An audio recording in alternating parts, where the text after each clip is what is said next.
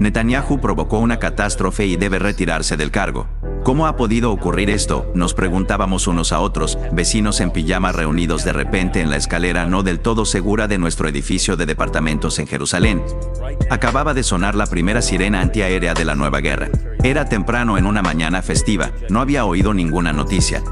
Con voz nerviosa, un hombre del otro lado del pasillo nos habló de la invasión de Hamás a Israel que acababa de comenzar. Ese momento se repite en bucle en mi mente, cuando me despierto por la noche y cuando se repiten las sirenas.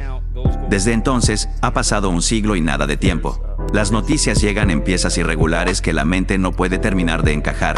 La fiesta, rave, al aire libre, donde hombres de Hamás fueron tras jóvenes israelíes y los asesinaron. Hamás está tomando abuelas y niños pequeños como rehenes y masacrando familias. Y nuestro ejército, en el que confiábamos, desorganizado, tarda 3 días en recuperar el control de la zona fronteriza con Gaza. Más de una semana después, el insondable recuento de cadáveres y el intento de identificarlos continúa. La pregunta, ¿cómo ha ocurrido esto?, resuena en todas las conversaciones.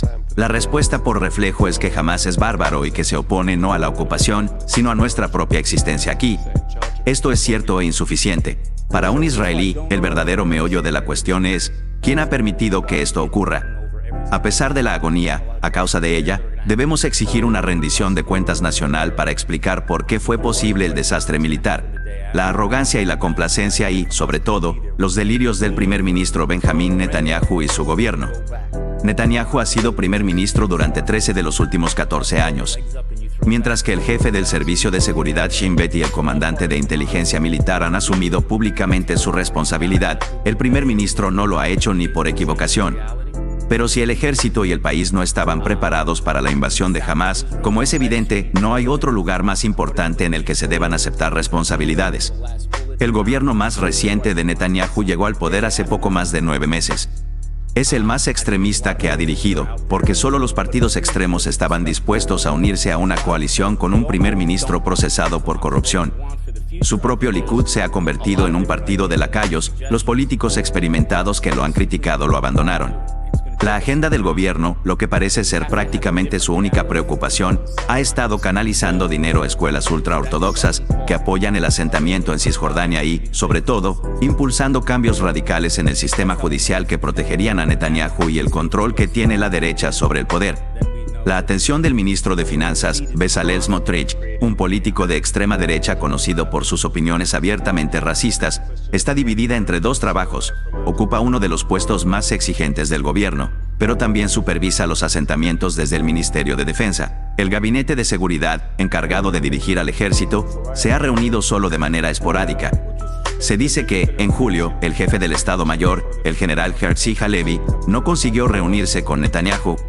En su lugar, el general le escribió al primer ministro una carta, con una advertencia de peligro para la cohesión interna del ejército, al parecer debido al programa judicial del gobierno.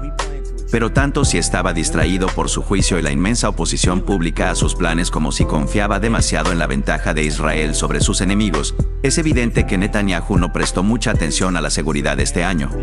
No obstante, la ceguera ante el peligro de Gaza tiene una historia más larga y tiene sus raíces en una elección estratégica que ha guiado a Netanyahu desde su regreso al poder en 2009.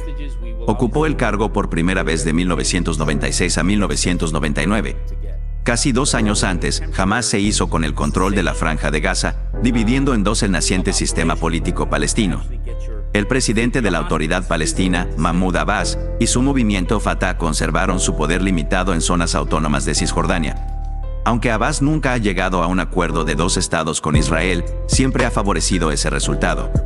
Netanyahu claramente eligió ver la división como algo positivo, como una forma de fomentar la independencia gazatí de Cisjordania y debilitar a la Autoridad Palestina.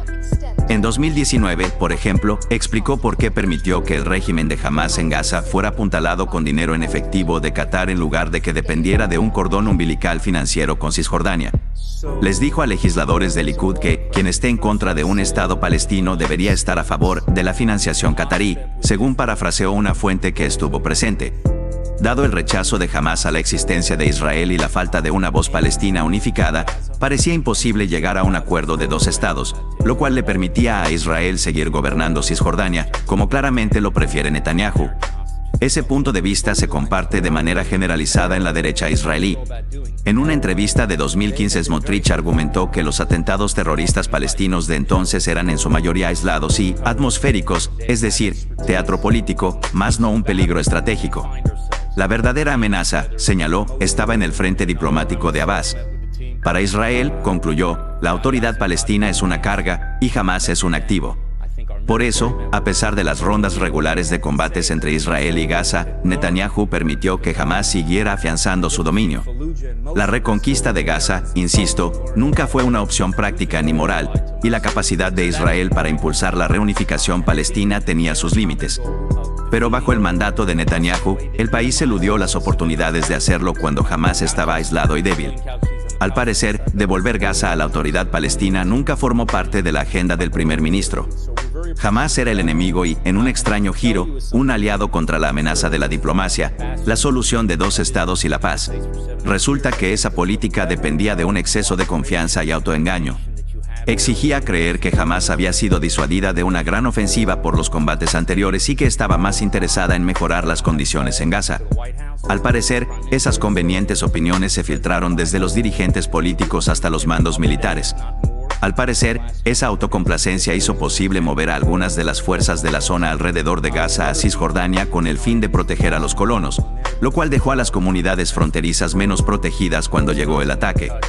Cuando la comisión casi inevitable de investigación examine el fracaso de los servicios de inteligencia israelíes a la hora de prever el ataque de Hamás, es probable que encuentre un aterrador eco del fracaso de los servicios de inteligencia israelíes antes del ataque sorpresa egipcio y sirio de 1973 que dio comienzo a la guerra de Yom Kippur. Las pistas estaban ahí, pero fueron mal interpretadas o ignoradas porque no encajaban con las ideas preconcebidas. Hace 50 años, el principal error estratégico fue creer que Israel podía estar más seguro si retenía la península del Sinaí que si hacía las paces con Egipto. Más de 2.600 soldados israelíes pagaron con sus vidas ese error. El error actual se basó en una arrogancia mayor, creer que se podía controlar con seguridad a Hamás para mantener y profundizar de manera indefinida la ocupación de Cisjordania. Si a ello añadimos la manifiesta negligencia del gobierno en materia de seguridad, el resultado fue una catástrofe. A pesar de la devastadora crisis, Netanyahu se mantiene distante y su gobierno disfuncional, incluso después de incorporar a un partido de la oposición a su coalición. Al primer ministro le tomó más de una semana reunirse con las familias de los israelíes secuestrados en Gaza, y el mismo tiempo para que el gobierno comenzara la evacuación de la ciudad de Sderot, destrozada por los combates. Un vecino se ha ido a la reserva. Mi hija me manda un mensaje para decirme que está a salvo tras otra alerta de ataque con misiles en Tel Aviv. Calle abajo, una familia practica la Sivá por un soldado muerto en el sur. Nada de esto tenía por qué ocurrir. No ha sido una catástrofe natural. Netanyahu ha fracasado y debe ser sustituido, junto con sus políticas, cuanto antes mejor.